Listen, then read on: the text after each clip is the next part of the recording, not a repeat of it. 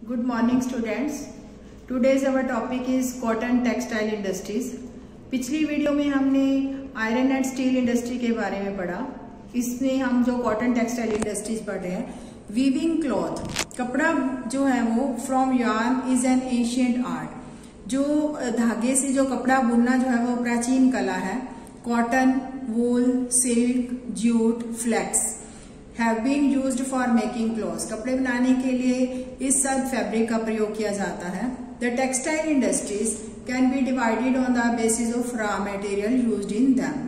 तो जो कच्चा माल फैक्ट्री के अंदर प्रयोग होता है उसके अकॉर्डिंग ही जो है वो इंडस्ट्रीज को डिवाइड किया जाता है. Fibres are the raw material of textile industries. तो टेक्सटाइल इंडस्ट्री के लिए कच्चे माल के रूप में फाइबर का प्रयोग किया जाता है. और फाइबर क्या किससे बनता है? फाइबर कैन बी नेचुरल और मैन मेड. ये नेचुरल प्राकृतिक भी हो सकता है और मैन मेड भी हो सकता है. Natural fibres are obtained from wool, silk, cotton, linen and jute. जो नेचुरल फाइबर हमें कहाँ से मिलता है? जैसे wool, silk, cotton, linen and jute. लेकिन man made fibres includes nylon, polyester, acrylic and rayon. ये जो है वो मैन मेड फाइबर है. द कॉटन ये मनुष्य के द्वारा जो है वो प्रिपेयर किया जाता है इसको उसमें मशीनों के द्वारा फैक्ट्रीज के अंदर. The cotton textile industry is one of the oldest industries in the world. World के अंदर जो है वो कॉटन टेक्सटाइल इंडस्ट्री जो है सबसे जो प्राचीन है. टिल द इंडस्ट्रियल रेवोल्यूशन, औद्योगिक क्रांति तक, इन 18th सेंचुरी, 18वीं सदी की जो औद्योगिक क्रांति आई थी वहां तक जो है वो cotton cloth was made using hand spinning techniques, wheels and looms. तो कॉटन का जो कपड़ा जो था वो हाथ से जो काटने वाली मशीन्स होती है टेक्निक के द्वारा जो है वो जिसके पहिए और लूम्स के द्वारा जो है प्रिपेयर किया जाता था. In 18th century power looms facilitated the development of cotton textile industry. 18वीं सदी के अंदर जब पावर लूम्स मीन्स बिजली से चलने वाले जो फैसिलिटी आई तो उसके कारण जो है वो कॉटन टेक्सटाइल इंडस्ट्रीज के अंदर जो है वो काफी डेवलपमेंट हुई. फर्स्ट इन ब्रिटेन, सबसे पहले ब्रिटेन के अंदर, and later in other parts of the world. बाद में वर्ल्ड के और पार्ट्स के अंदर भी जो है वो पावर लूम्स के द्वारा जो इंडस्ट्री जो है वो चलने लगी. Today India, China, Japan and the USA are important producers of cotton textile. आजकल जो है वो कॉटन जो है वो के प्रोड्यूसर के कंट्रीज हैं चाइना, जापान, यूएसए है. India has a glorious tradition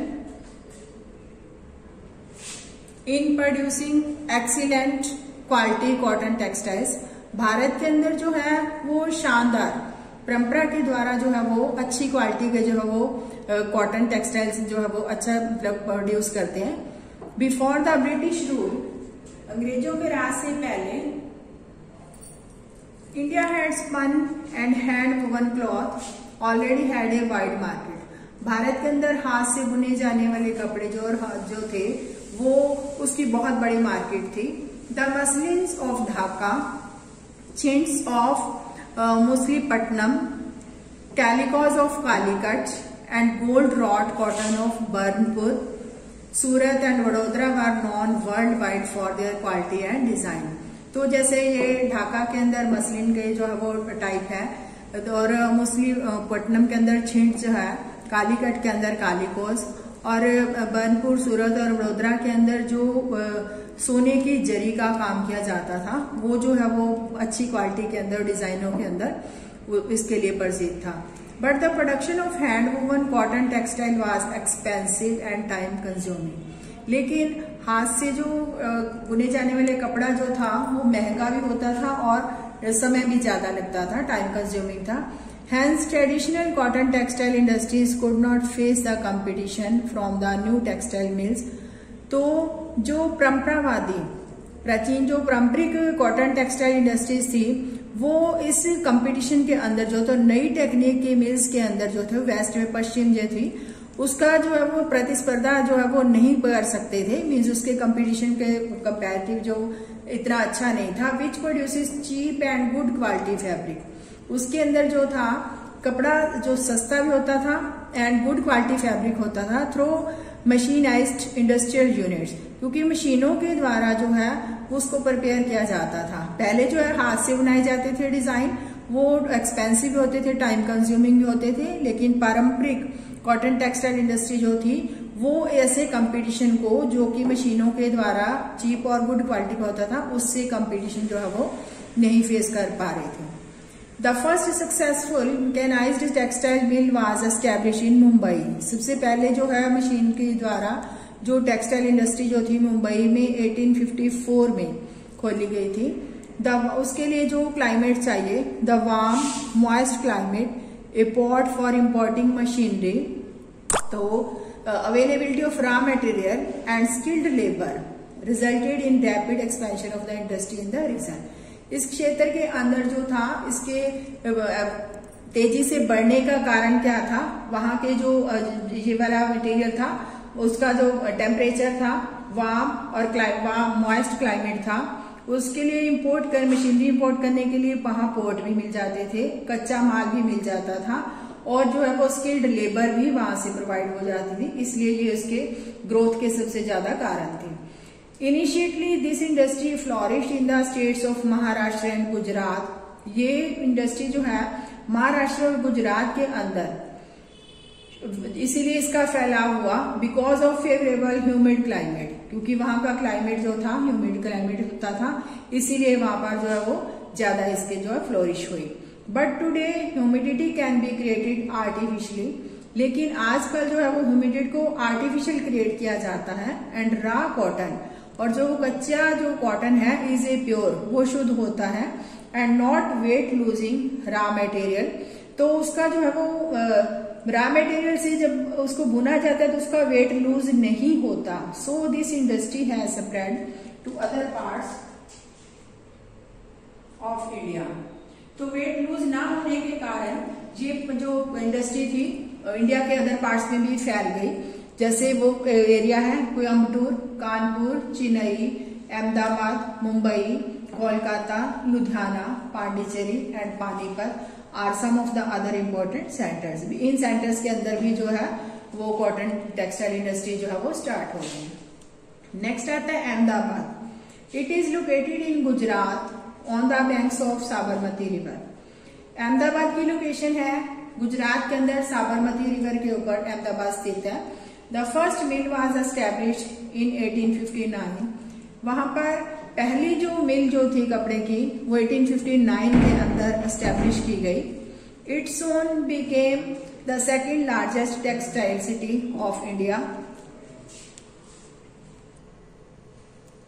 after Mumbai. Mumbai के बाद जल्दी ही ये जो है वो बड़ी टेक्सटाइल मिल के रूप में उभरी।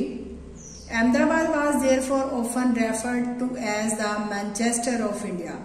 अहमदाबाद को भारत का मैनचेस्टर के रूप में भी जो है वो रेफर किया जाता था, मीन्स पुकारा जाता था।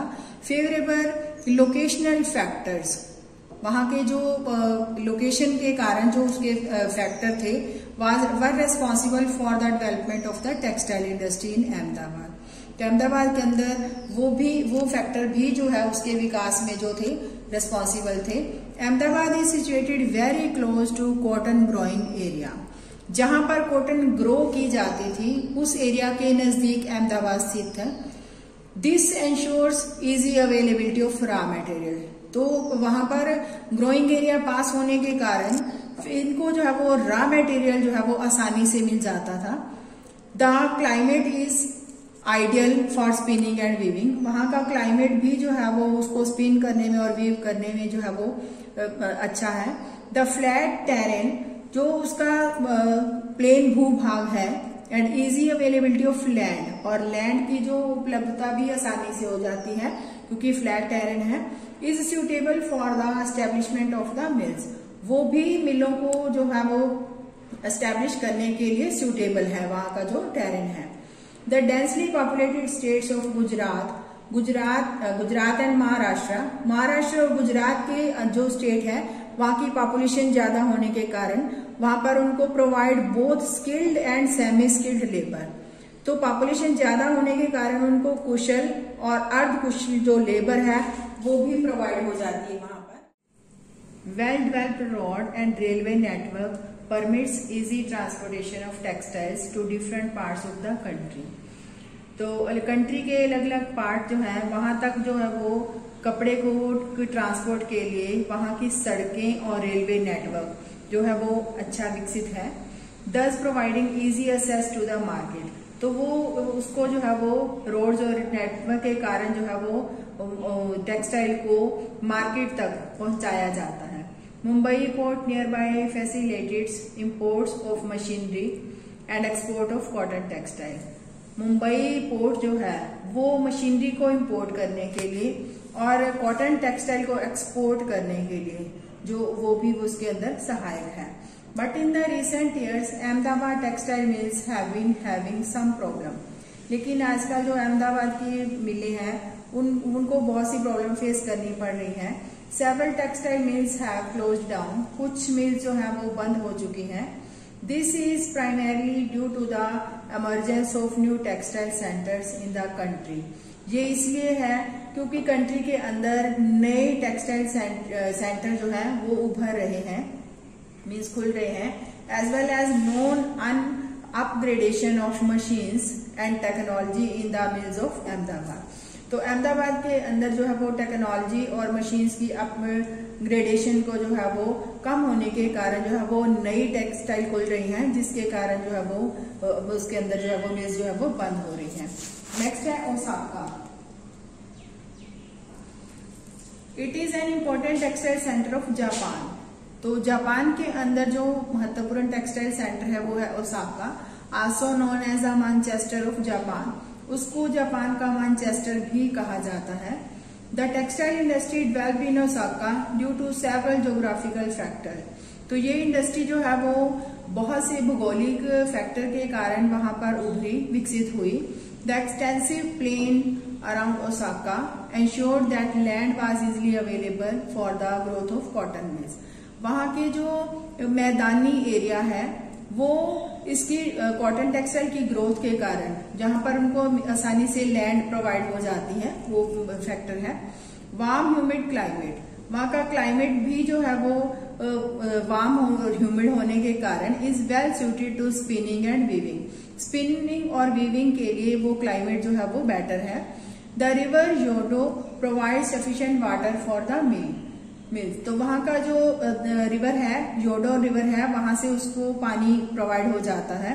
लेबर इज इजिली अवेलेबल, वहां का जो है वो श्रम भी आसानी से उपलब्ध हो जाता है। लोकेशन ऑफ पोर्ट फैसिलिटीज, तो वहां पर जो पोर्ट फैसिलिटी है वो भी अच्छी है। इंपोर्ट ऑफ रॉ कॉटन, कच्ची कॉटन को इंपोर्ट करने के लिए पोर्ट की फैसिलिटी भी है।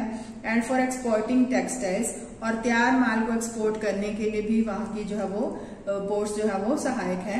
The textile industry at Osaka depends completely upon imported raw material.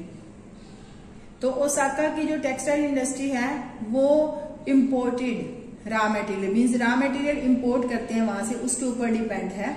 Cotton is imported from Egypt, तो वहां से जो रॉ मटेरियल के तौर पर कॉटन को जो है वो इजिप्ट से इंपोर्ट किया जाता है। इंडिया, चाइना एंड यूएस से, इन कंट्री से कॉटन को इंपोर्ट किया जाता है।